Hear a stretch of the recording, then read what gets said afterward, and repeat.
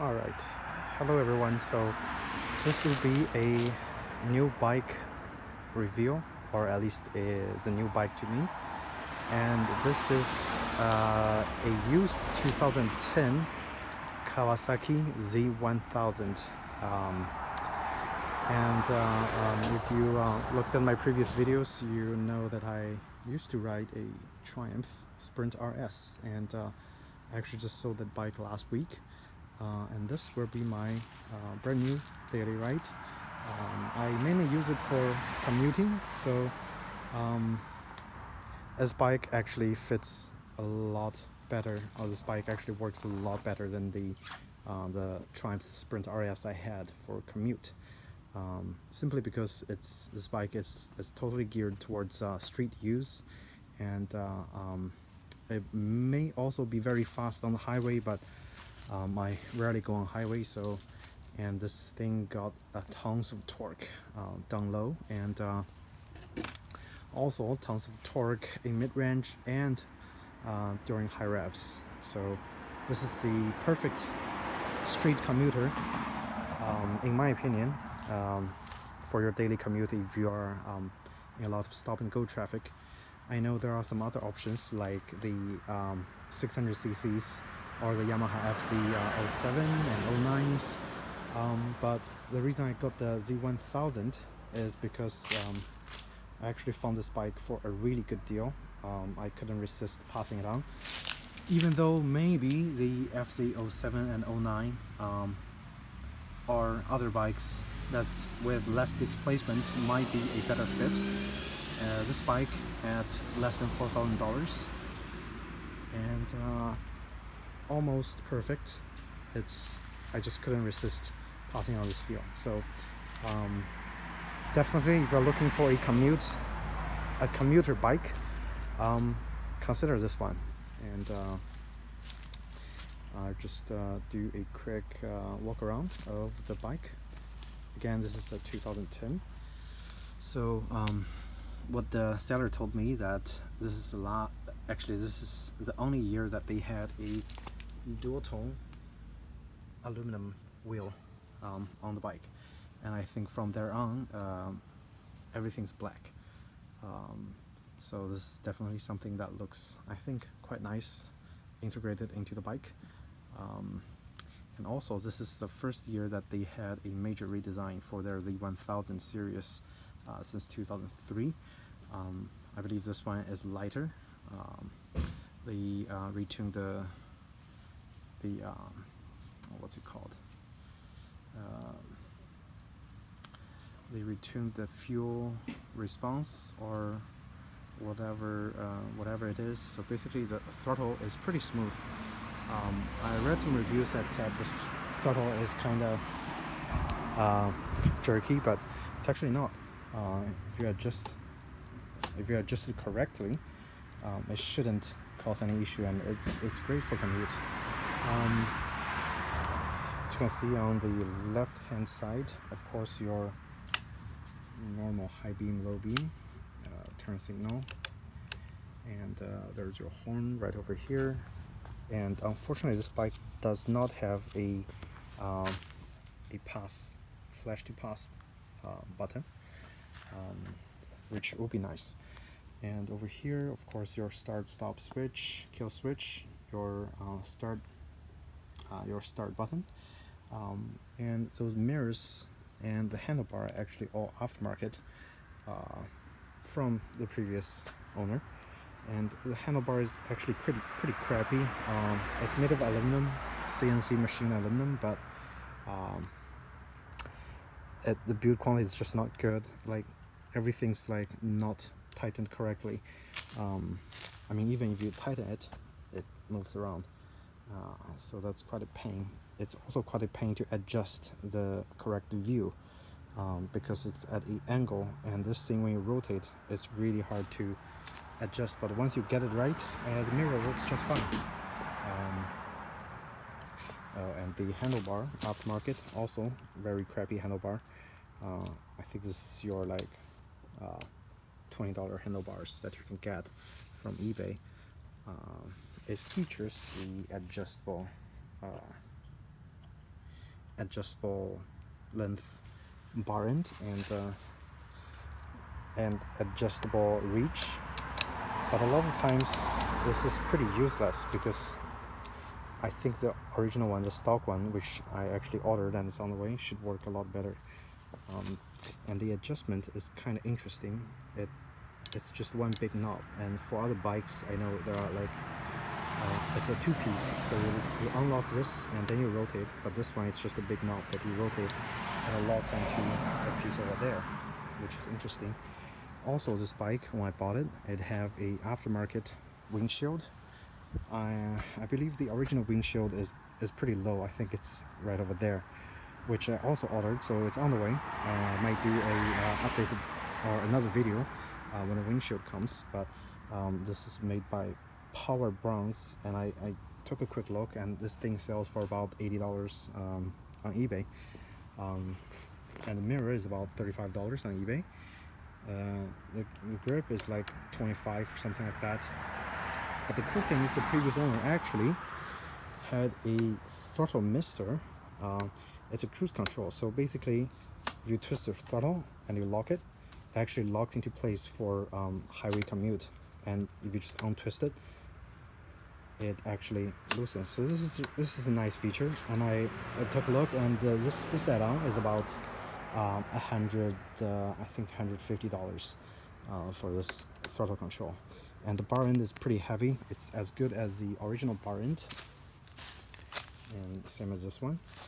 The only downside when I bought the bike is actually I think the previous owner had tipped the bike, so there are some light damages over here on the paint, but I believe it's only tipped. It's not crashed, because from the look of the scratches, it looks like it just fall down like one way instead of sliding through. But over here he actually installed a bar end, so it actually protected most of the engine parts, so everything else is really nice except one little scratch right over here. So if you guys looking into buying a used Z1000, be sure to check to see if there are any suspicious scratches around, so to tell you that maybe the previous owner had dropped it or used it on the racetrack and things like that. Another nice, personally I think nice add-on when I bought this bike is actually this one had a tail or a fender eliminator made by Moto Dynamics, and so that's actually really cool. I'll show you in a little bit. So look at the side profile. The original fender is really ugly, and it extends all the way here with two ugly turn signals. But this Moto Dynamic, as well as their fender eliminator kit, so the light and the kit together, I think it's about $150 add-on to the cost of the bike. But this is a good add-on, or a good addition. And of course the original exhaust, which I actually really like the shape. I don't know why a lot of people doesn't like this shape, but it actually works quite well. It just looks really nice and like futuristic. Of course, from the previous owner tipped it, so all those areas indicates that bike has been tipped off, but it's okay. The engine is really strong, and I just did oil change, I did coolant flush, and I bleed the brake, and all those jobs on this bike is super easy to do. The most you have to remove on this bike to do all those is the fender on the bottom and the fender on two sides, and it's super easy. Of course, the previous owner also added a aftermarket radiator cooler or radiator guard, and it looks nice. It's stainless steel. I took it off and polished it, so it looks really good. Of course, dual disc in the front, and this is a 4-piston brake, so it stops really good. I know the 2014 model and on, they actually upgraded the brake to a monoblock, and this is not a monoblock, but it still works fantastic. which I also think is easier to service on, because the monoblock, it's really hard to get the piston out if something happens to the piston and you actually need to service it and replace the seals. So this is good. And it's dual disc in the front, of course, right here. The disc is made by Tokiko, and it's a Japanese company, of course. And the shock, it's made by Showa, also a Japanese company. The overall feel of the shock, the front fork and the rear shock, is very firm. Even on the lowest setting, the shock still feels like a lot more firm than my old Triumph Sprint RS, which I think it's more geared towards commuting, like on the highway. And this one, it just feels like it wants to go fast.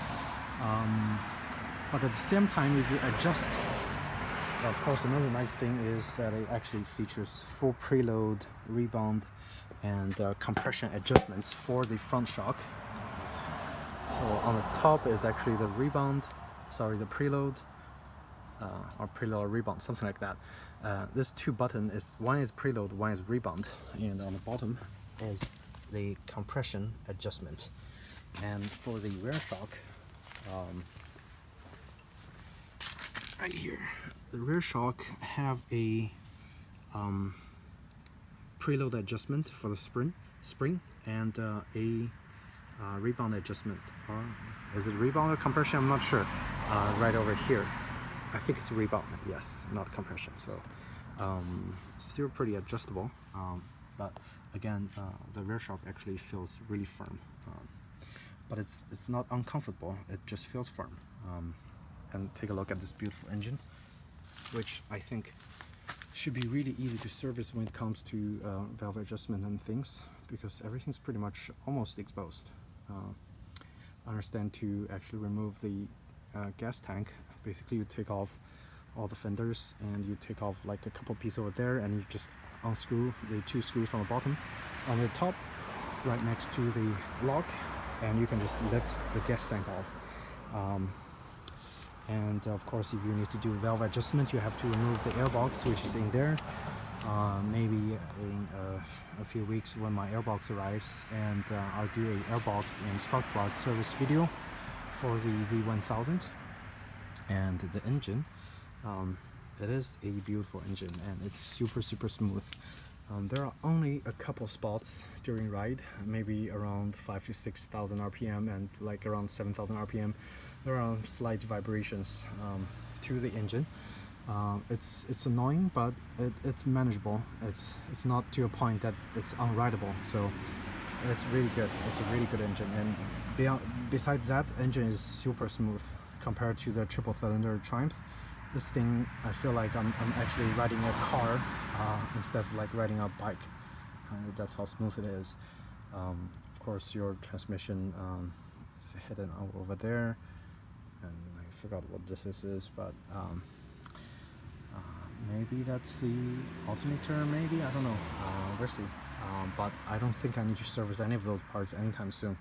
So the rear brake actually also stops pretty good, and I think it's a single piston brake, but it works really well. It actually stops better than my old Triumph. And this bike is a 2010, so my old Triumph is a 2001. So after 9 years of technology advance, I think this bike has actually become quite useful, or quite sophisticated for street use, which I am really happy about. Let's see what other things that I want to talk about.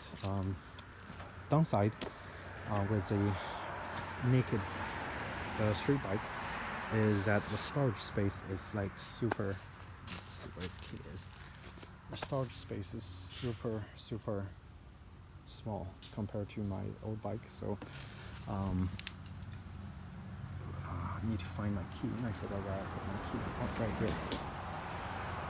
So to open the rear, you put your key right here and you just rotate, and then you can take the seat and lift the seat to right here. And and let's see, the only thing you can fit is like a toolbox. So, and that's pretty much it. For my old bike, I can fit a lot more stuff in here. And over here, show you. Those pieces are actually the piece for the multi-dynamic LED flash LED lights. So I'll show you actually right now how it works. So I'm gonna start the bike.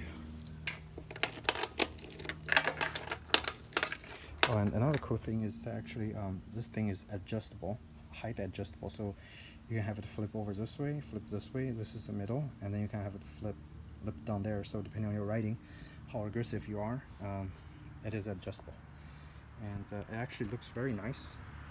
It's very sunlight readable. Like I live in Florida, it sounds pretty bright, but I can see everything during riding, so it is really nice. Turn on the bike. Another thing, like one little thing that I don't like is it's nice to have the key hidden over here, but it actually, the key bumps into all kinds of paint and scratches. So it's pretty much the design for one key.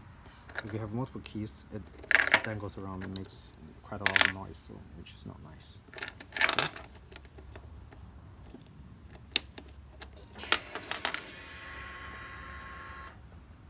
So here's the bike starting. Of course, the fuel, the oil indicator light is on because there's no oil pressure. There's a clock. There is the one over here is actually the coolant temperature indicator light, and here's your low high beam. Right now it's turned off because the bike hasn't started. When the bike is not starting, the headlight is off. It only turns on when the bike actually starts. Okay. Over here you can switch trip A, trip B, your total mileage, and over here that's your function button to reset your mileage and stuff. Okay. And the light right here looks like that. It looks really, really nice. And if I brake, see if I can reach it. If I brake, it actually flashes, which is really, really cool. And a good turn. See how cool is that? It's actually yellow, not red.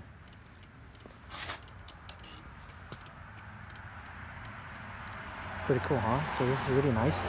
And the multi-dynamic LED light for the license plate. Okay, so I'm gonna start the bike.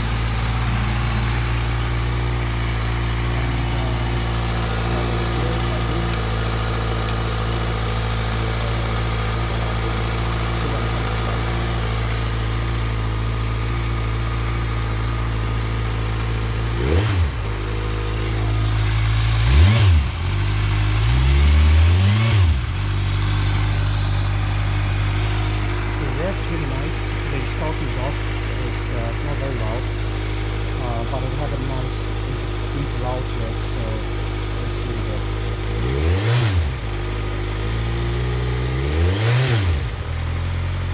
And personally, I don't like the revs so so high, so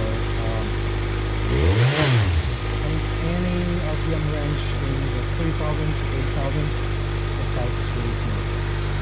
Besides a little vibration that happens within a few RPM ranges.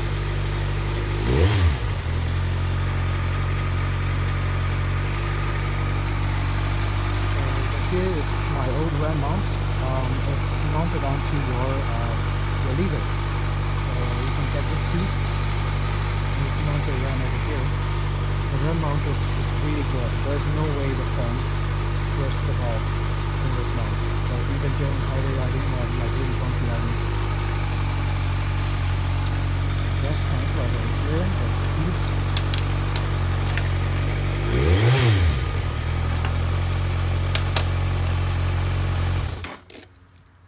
Okay, open the gas tank.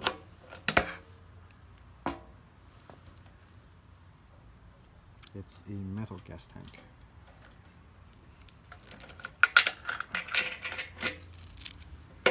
Okay. And that's pretty much it. This is the 2010 model. I know for 2014 they actually redesigned the side fairings to make it a little more streamlined, a little bit slimmer. But I think this is a nice profile for this bike. Let's take a whole walk around before I end the video. So I think this bike looks best actually from kind of a side profile angle. It just looks really aggressive, and it's not as wide as you think, because my leg in between the gas tank is very manageable, and I can actually flat foot on the ground, and I'm 5'7", so that just to give you an idea how the bike is. I think the seat height is about 31 inches, 31.2 inch. The seat itself, at first, if you ride it, it would feel really uncomfortable, but the more you ride it, the seat actually, you get accustomed to the seat. So it's not as bad as most reviewers said that it's super uncomfortable. It is very manageable. Especially if you ride actually if you ride bicycles before and you did some like 100-mile centuries, you'll know or you'll appreciate how comfortable those seats are on the motorcycle. So yeah, it's not a uncomfortable seat. If you feel it's uncomfortable, you can always get a Sargent or a Corbin seat upgrade. The Sargent only upgrades the front seats with a back cover for the back pillion. The Corbin actually replaces both seats, and I think the Corbin is a little more expensive than the Sargent, but both seats I think had rave reviews from the customers. So there you have it. Here's my new bike. I hope you guys liked this video review, and if you have any questions about this bike, feel free to ask me in the comment section, and next few videos I'm going to try to do some maintenance on the bike, and we'll start from there. And again, thank you so much. This is my last video for 2017, and I hope you guys have a great 2018 and Happy New Year. Alright, take care.